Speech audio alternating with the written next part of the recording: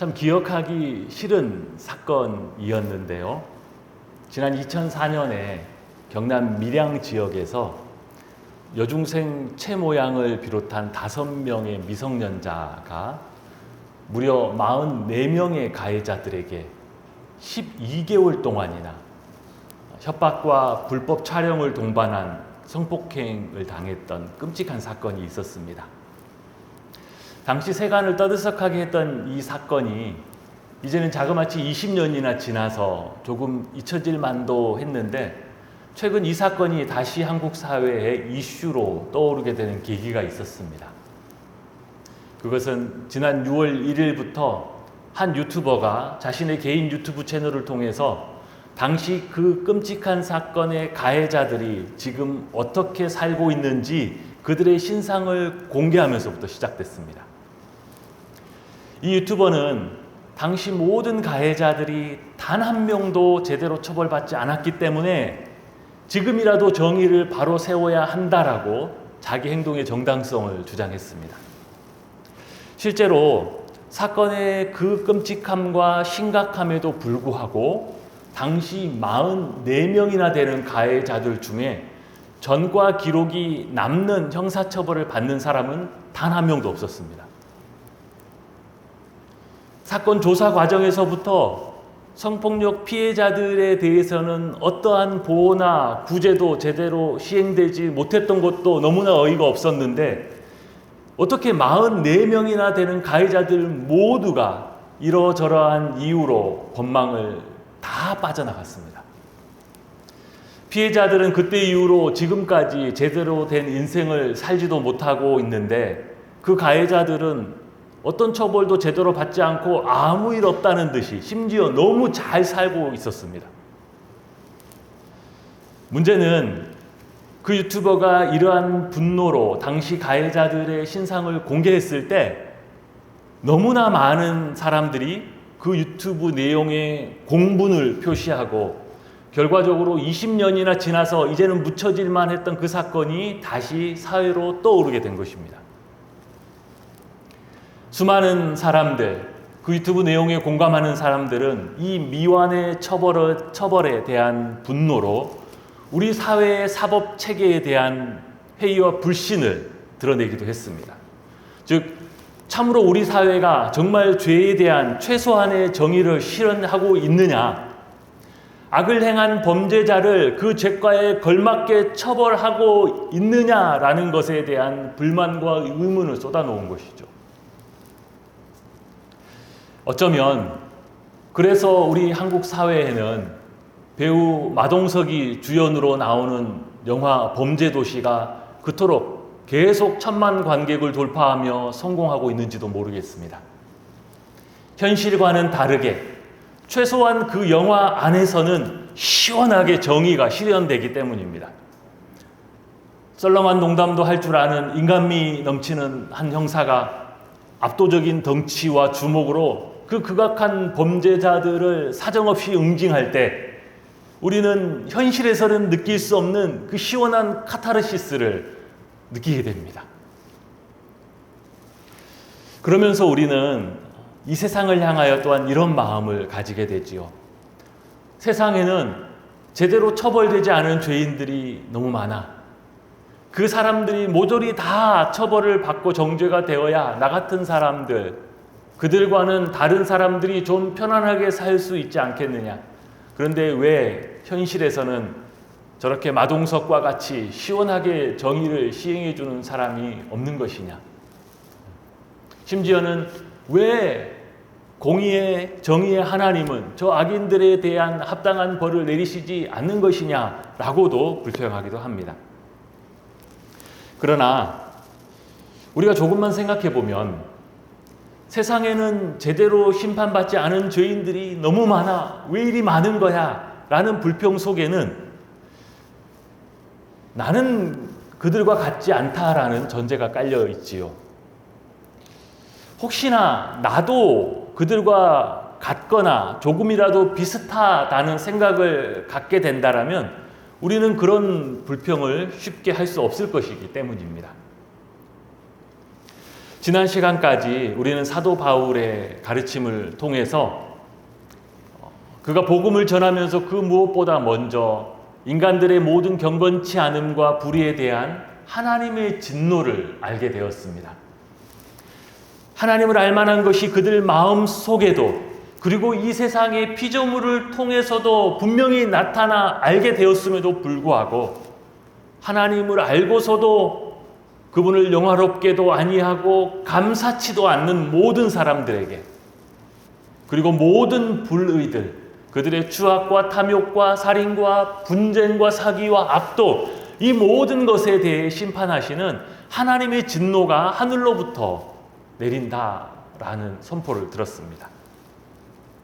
그런데 사도 바울이 이렇게 하늘로부터 내려오는 하나님의 불같은 진노를 설교할 때 두 손 들고 아멘 하는 사람들이 있었습니다. 옳습니다. 하나님은 당연히 그렇게 하셔야 합니다. 그것이 맞습니다. 이렇게 말하는 자들은 유대인들이었습니다. 조상 대대로 하나님을 섬겨왔고 지금도 하나님의 율법대로 저 이방인들과는 질적으로 다른 인생을 살고 있다고 자부하는 유대인들. 그래, 저 세상에 무도하고 무법한 이방인들, 죄를 먹고 마시고 죄 짓는 것이 없이는 삶을 살 수 없는 저들은 당연히 하나님의 진노를 받아야지, 그것이 맞지. 바울 선생님 100% 동감합니다. 정말 말씀 잘하셨습니다. 이제야 우리 같은 유대인들과 저 이방인들이 어떻게 다른지가 좀 분명하게 드러나겠습니다. 이런 생각을 했습니다. 그러나 그 유대인들에 대한 사도 바울의 가르침은 그들의 기대와 전혀 달랐습니다. 1절 말씀을 보면, 그러므로 남을 판단하는 사람아, 누구를 막론하고 내가 핑계하지 못할 것은 남을 판단하는 것으로 내가 너를 정죄함이니 판단하는 내가 같은 일을 행함이니라.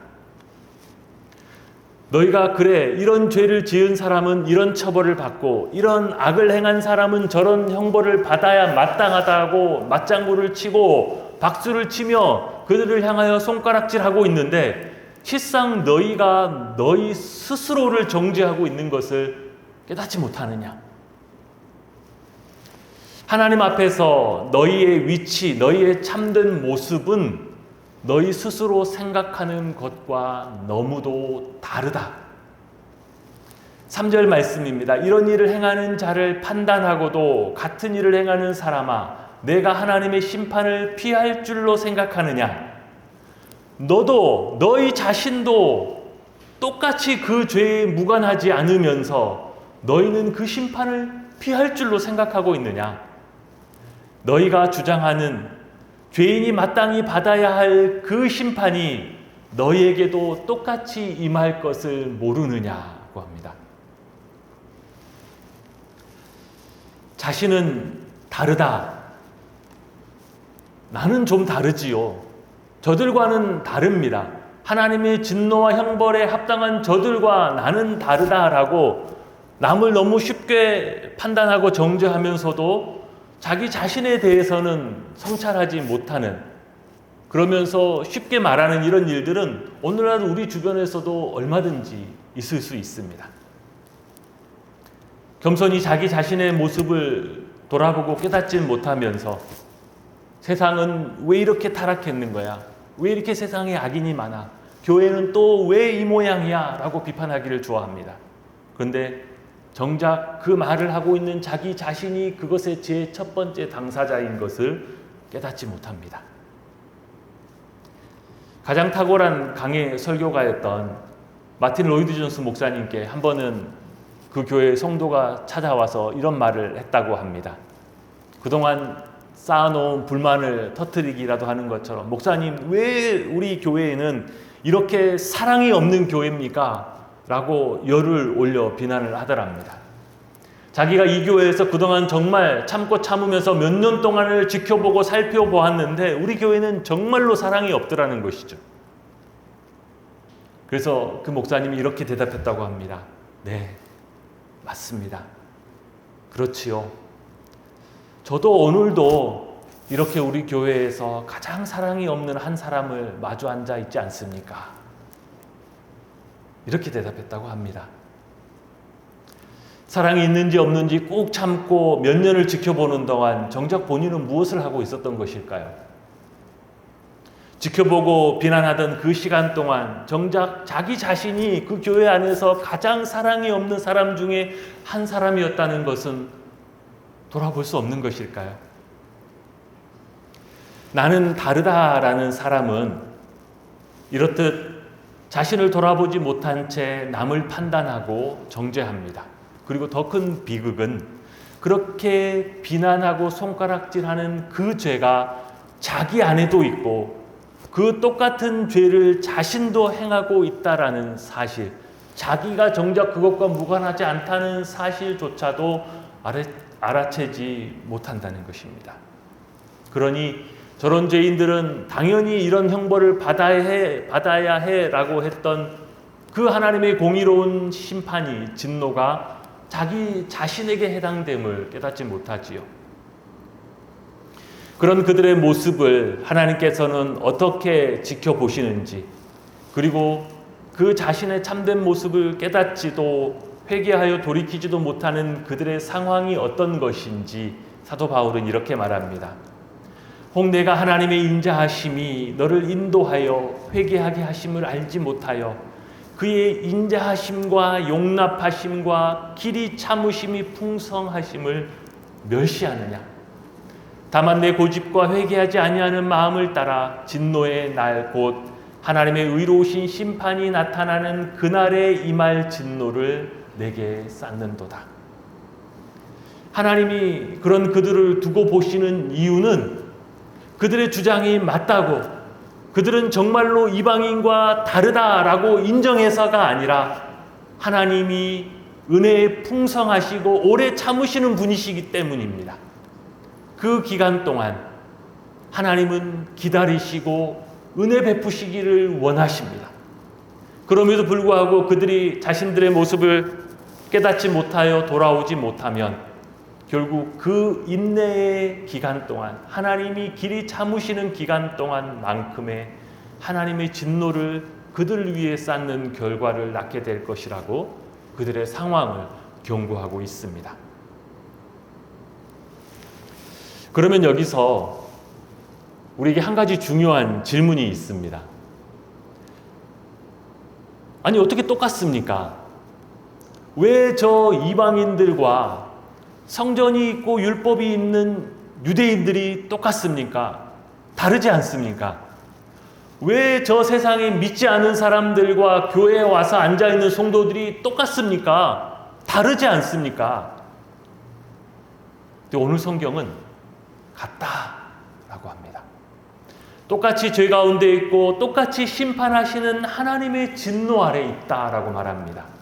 그 첫 번째 이유는 11절입니다. 이는 하나님께서 외모로 사람을 취하지 아니하심이니라. 왜 똑같은가? 하나님은 사람들의 겉으로 드러난 외형적인 것으로 판단하지 않기 때문입니다. 두 번째 이유는 16절 하반절입니다. 사람들의 은밀한 것을 심판하시는 그날이라. 두 번째 이유는 하나님은 감추어진 모든 은밀한 것들을 심판하시는 분이시기 때문이죠. 하나님은 사람을 외모로 취하지도 아니하시며 하나님은 그들의 은밀한 것들을 심판하시는 분이십니다. 겉으로 드러난 것만 놓고 판단하면 이방인과 유대인이 다르지요. 분명히 다릅니다. 겉으로 드러난 것만 놓고 판단하면 주일에 교회에서 예배하는 교인과 저 세상에서 유흥을 즐기는 사람이 다르지요. 분명히 다르지요. 그러나 각 사람이 마음속에 은밀히 숨겨둔 것을 덮어두지 않고 그것을 드러내어 판단하고 그 심장과 폐부를 감찰하시는 그 하나님의 눈에는 다름이 없다라고 하십니다. 각 사람 속에 은밀히 숨겨진 모든 것들을 다 드러내시는 하나님, 사람을 그 드러낸 외모, 겉으로 드러나는 것만을 취하지 아니하시는, 그래서 우리의 중심을 관찰하시는 그 하나님 앞에는 똑같다라고 합니다. 하나님의 심판의 기준은 사람들의 은밀한 것입니다. 깊이 숨겨진 속마음입니다. 사람들의 보는 눈이 있을 때는 드러나지 않는 숨겨진 욕망입니다. 그렇게 우리의 심장과 폐부를 꿰뚫어 보시고 우리의 모든 것을 벌거벗은 것 같이 드러내고야 마는 그 거룩하신 하나님의 눈 앞에서는 저 감옥에서 흉악범으로 손가락질 받는 죄수나 강단에서 설교하는 목사나 본질적으로 차이가 없다는 것입니다.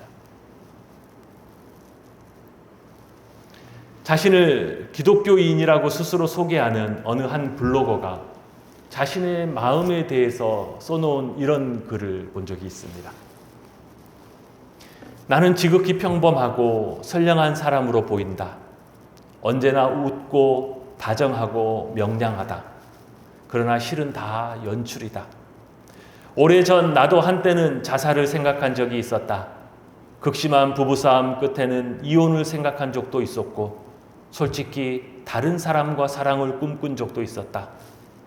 장기 입원 중인 아버지를 귀찮게 여긴 적도 싫어한 적도 있었고 끝을 알 수 없는 증오로 몇몇 인간들의 등에 칼을 꽂고 싶은 적도 있었다. 상상으로야 내 손에 죽은 사람이 어디 한두 명이었으랴. 생각, 그 누추한 상상력은 증오와 욕정과 절망을 추진력으로 극단에서 극단으로 치닫는다. 그나마 아무나 들어와서 읽을 수 있는 공개된 글이었기 때문에 점잖게 표현된 부분이 많다라고 생각합니다.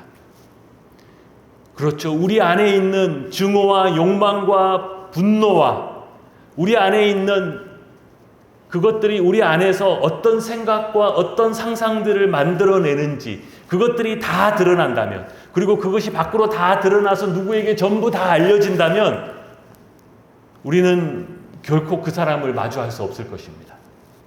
그 사람도 다시는 우리를 이전과 똑같은 눈으로 바라보지 못하겠지요. 다음에 짧은 글도 인간의 숨겨진 본 모습이 어떤 것인지 생각하는 데 도움이 되는 것 같습니다. 술을 마셨다고 없었던 성격이 생겨난 것이 아니다. 술은 숨어있던 원래의 모습을 드러내게 했을 뿐이다. 화를 낼 때 쏟아붓는 말과 행동은 잠시 이성을 잃었기 때문에 나온 것이 아니다.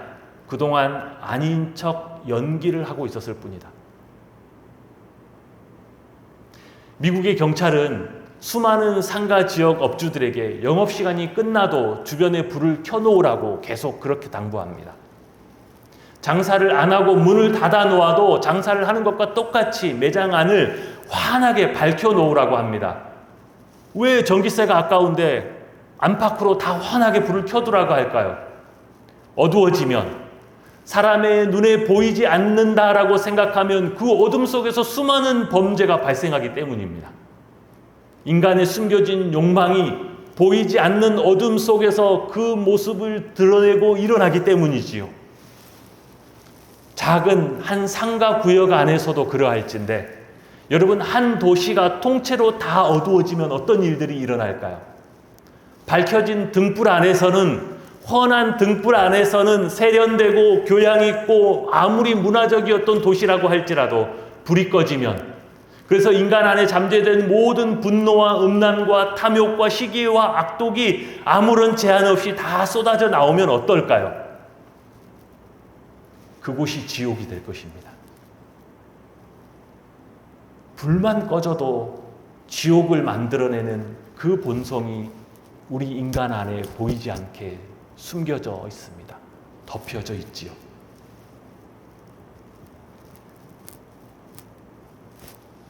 사람들에게는, 심지어 교회에 출석하는 사람들에게도 복음을 제대로 이해하고 받아들이는 데 있어서 가장 큰 걸림돌이 되는 것이 그릇된 자기 이해입니다.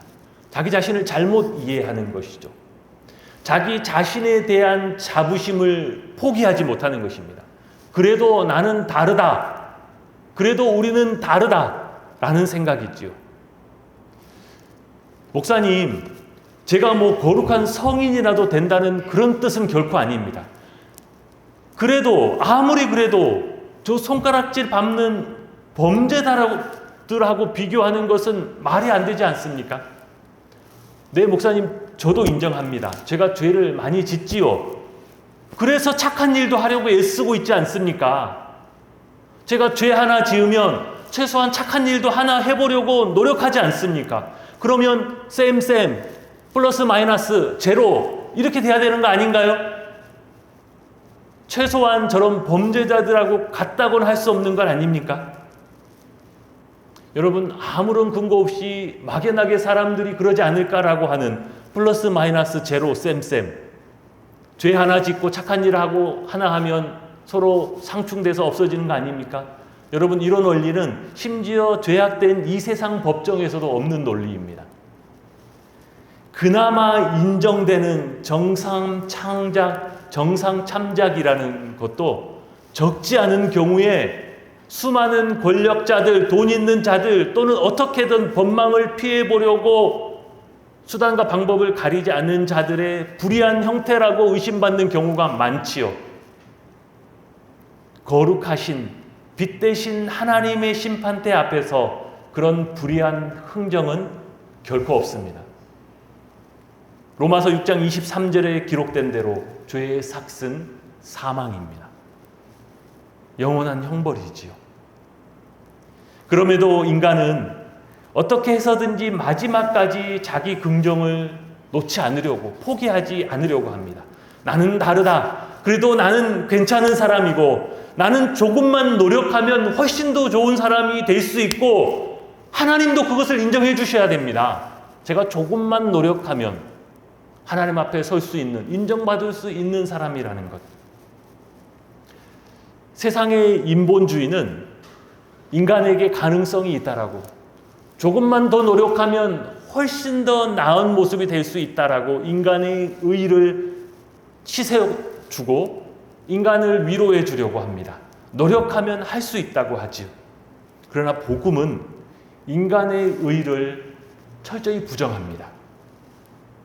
이것은 인간의 의의를 부정한다는 뜻은 인간이 무가치하다는 의미가 아니에요.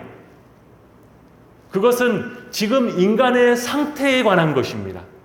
지금 인간의 상태가 이렇게 저렇게 대충 아무렇게 하다 보면 나을 수도 있는 그런 감기 환자가 아니라 생명 자체를 위협받고 있는 암 환자와 같다는 진단입니다.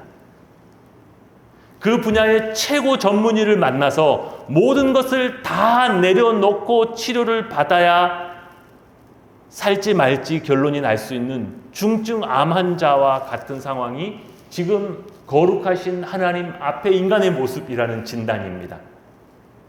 즉 성경은, 복음은 인간이 스스로 자기가 당면한 이 죄의 문제를 해결할 수 없다라고 합니다. 세상의 인본주의와 인간이 끝까지 고집하고 포기하지 않으려는 자기 긍정의 모습은 암 환자에게 주는 마취제나 진통제와 같습니다. 여러분, 암 환자를 마취제로 고칠 수 있겠습니까? 여러분, 진통제를 주고 잠시 고통이 없어지면 병이 나은 겁니까? 잠시 약효가 떨어지면 곧 모든 것들이 다 시작됩니다. 내 안에서 고통이 시작되지요. 내 안에 진정한 양심의 고발과 죄책감이 금방 다시 일어납니다. 진정한 거듭남은 더 이상 이런 마취제와 진통제에 속지 않는 것에서 시작됩니다. 기독교의 성인이라는 사람들은 하나같이 괜찮아, 너 그래도 비교적 괜찮은 인간이야, 조금만 노력해봐 라는 이런 마취제로, 이런 진통제로는 결코 마음의 진정한 평안을 얻을 수 없었던 이들이었습니다. 그 어떤 것으로도 자기 안에 있는 이 죄의 문제를 해결할 수 없다는 것을 깨달아 알고 예수의 복음 안으로 자기의 의에 대해서는 완전히 죽고 복음 안에 드러난 하나님의 의로 다시 태어난 사람들이었습니다. 내가 복음을 부끄러워하지 아니하노니 이는 모든 믿는 자에게 구원을 주시는 하나님의 능력이 됨이니라. 그 하나님의 능력에 나를 맡겼던 사람들이었습니다. 그 하나님의 능력이 나를 이 죄로부터 치료하고 나를 죄로부터 다시 살려내는 것이죠. 복음의 빛은 모든 감추어지고 숨겨진 진실들을 드러냅니다. 나는 그래도 좀 다르다라고 남을 판단하는 사람들의 진짜 모습을 하나님 앞에서 드러내지요. 우리는 그 유대인들보다는 조금 나은가요? 혹시 지금은 우리가 그 유대인들의 자리에 앉아서 똑같이 그래도 나는 다르다라고 생각하고 있지는 않은가요? 세상을 향하여, 믿지 않은 자들을 향하여 손가락질하면서 그래도 나는 다르지, 나는 교회 오래 다녀서 다르지, 나는 모태신앙이어서 달라, 나는 목사여서, 나는 장로여서 달라. 여러분, 정말 더 다른가요? 더 나은가요?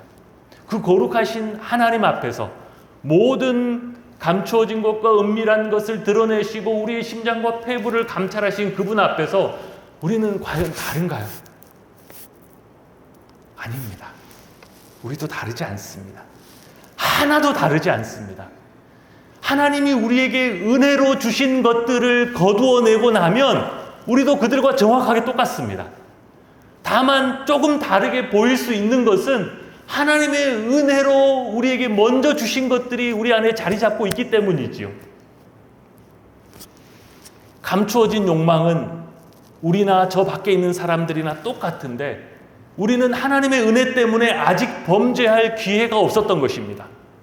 우리는 저들보다 우리의 삶의 여건이 조금 더 좋았을 뿐이고 우리는 좀 더 좋은 교육을 받아서 좀 더 참고 절제하는 법을 배웠을 뿐이죠. 무엇보다 하나님의 은혜가 그들보다는 먼저 우리에게 주어진 것 뿐입니다. 진정으로 더 나은 자들은, 진정으로 다른 사람들은 자신이 하나님 앞에서 참으로 죄인이라는 것을 세상 모든 죄인들과 함께 나 역시 하나님의 진노를 피할 수 없는 죄인인 것을 더 깊이 깨닫는 자, 그가 더 나은 자라고 할 수 있습니다.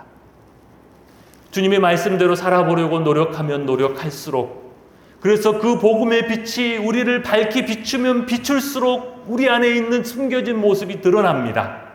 하나님의 은혜를 입고 하나님을 알아가고 그분께 더 가까이 가면 갈수록 역설적이게도 내가 그분 앞에서 얼마나 감히 설 수도 없는 자인가를 깨닫게 됩니다.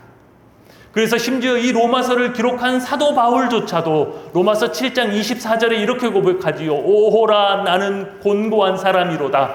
이 사망의 몸에서 누가 나를 건져내랴. 오직 복음만을 위해서 남은 여생을 살았던 그가, 그 사도 바울이 자기의 노년에 이르러서는 심지어 이렇게까지 고백하지요. 디모데전서 1장 15절에 보면 죄인 중에 내가 괴수라. 공동번역에는 나는 죄인들 중에서도 가장 큰 죄인입니다 라는 것이 자신의 남은 일평생을 오직 복음만을 위해 살고 하나님 앞에서 살았던 바울의 고백이었습니다.